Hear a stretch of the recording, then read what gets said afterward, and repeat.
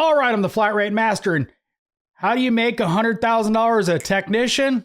Here's how. First and foremost, you have to work at a shop that has a financial ability to pay top dollar, meaning the shop is productive, well organized, and actually makes a lot of money. If a shop's bleeding money, they can't afford to pay top dollar. There's no way around that. So you literally have to work at a top tier shop.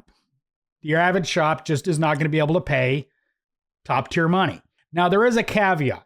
Just because they are busy and productive and all of that doesn't mean the shop owner is necessarily going to pay top dollar. They should. Doesn't necessarily mean that, though.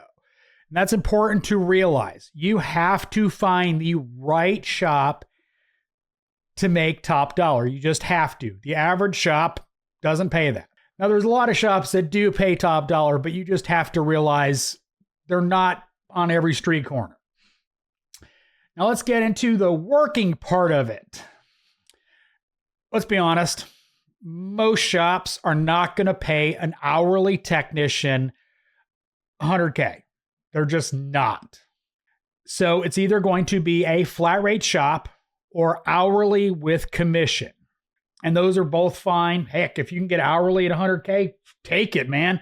And quite frankly, if you're producing 30 hours a week, they're probably not going to pay you that kind of money, period.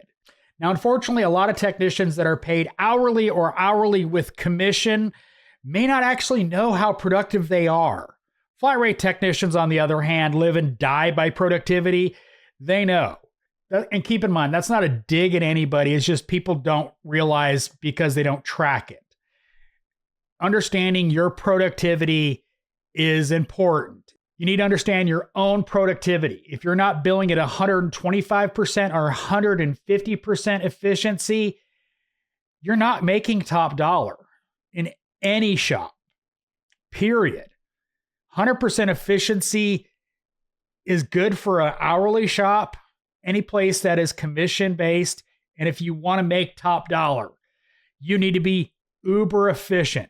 And keep in mind, the shop needs to be set up so you can be very productive. And that's a failing of a lot of shops. They don't realize how many brick walls they put in front of technicians to actually be efficient. Now, let's do a quick special case. The diagnostic-only technician. The technician that is doing, only diagnostics, flashing, EPROMs, they're probably on some sort of hourly or salaried position, and they're probably making well over $100,000. And those skills are great if you can achieve them. And keep in mind, I've had many people tell me this. It makes you irreplaceable. No, it does not. You're just as replaceable as anybody else. Just harder to replace a certain set of skills. Now, that is a very rare subset. Very few shops have a dedicated diagnostic technician. They just don't. Most shops are going to be more generalized. You diagnose it, you fix it, et cetera, et cetera. And you have to be very efficient with your diagnostics and the billing, because you have to be properly billed. And that's something I didn't mention about the shops earlier, but they kind of got to, actually bill for diagnostics. But you have to be efficient at it. If you're spending 3 hours on a 1 hour diag, you're not going to be at 125 to 150% efficiency. That's the important part. You have to be grinding constantly. Whether you're hourly with commission or flat rate, you have to always be grinding. It's a grind.